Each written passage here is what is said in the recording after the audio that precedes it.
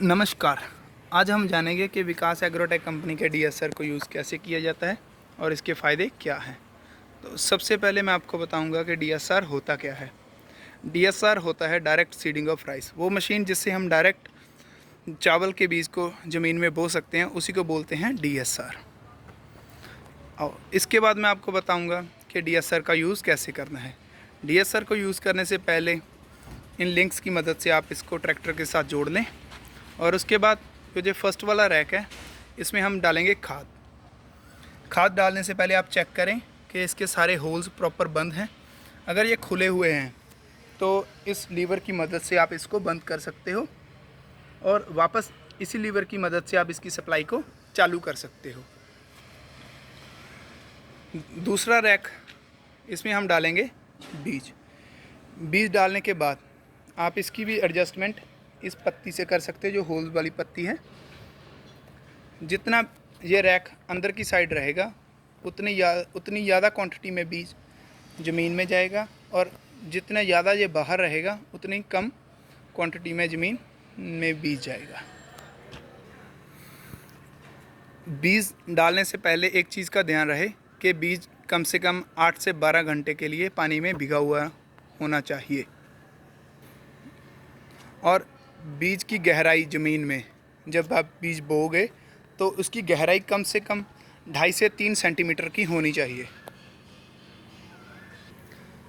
उसके बाद डीएसआर को खेत में चलाने से पहले आप चेक करें कि उसकी जो प्लेट्स हैं वो सारी की सारी नीचे गिरी हुई हैं, क्योंकि इनका काम होता है कि ये मिट्टी को वापस बीज के ऊपर डालती हैं।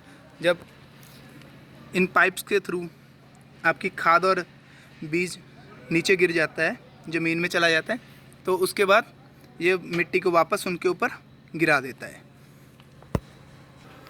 उसके बाद जैसे ही आप इसको खेत में चालू करने के लिए बिल्कुल रेडी होंगे, तो इन लाइनर्स को आप ऐसे नीचे गिरा लें और इसको अपने हिसाब से एडजस्ट कर लें कि कितना आगे या पीछे करना है आपको। इसका बेसिकली काम होता है कि ये ट्रैक्टर के साथ साथ एक लाइन खींचता चलेगा, जिसमें रहेगा कि आप अपने ट्रैक्टर का नेक्स्ट राउंड इस लाइन के ऊपर लेके आओगे। ट्रैक्टर का जो रेयर व्हील है, पीछे वाला टायर है, वो इसी लाइन के ऊपर लेके आओगे, जो इस लाइनर के थ्रू बनेगी।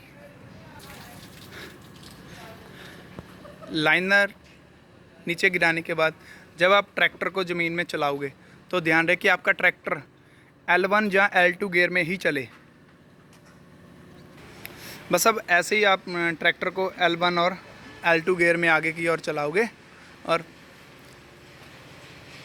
इसमें बीज और खाद की सप्लाई चेक करो कि बीज प्रॉपर नीचे, जितना मैंने आपको बोला है कि 2.5 से 3 सेंटीमीटर तक नीचे जा रहा है। और ऐसे ही आप इसको ट्रैक्टर को आगे बढ़ाते रहें और आपकी बिजाई हो जाएगी। बिल्कुल आसान है इससे बिजाई करनी। इसके बाद मैं आपको बताऊंगा कि डीएसआर से बिजाई करने के फ़ायदे क्या हैं। सबसे पहला जो फ़ायदा है वो ये है कि डीएसआर से बिजाई करने के लिए हमको ज़्यादा टाइम की ज़रूरत नहीं है। ये 1 से 1.5 घंटे में 1 एकड़ की बिजाई कर देता है डीएसआर। डीएसआर से बिजाई करने के बाद पानी की भी बचत होती है, और डीएसआर से बिजाई करने से किसान भाई के पैसों की भी बचत होती है। सबसे बड़ी बात, डीएसआर से बिजाई करने में बहुत आसानी होती है। इससे बिजाई करनी बहुत ही आसान है।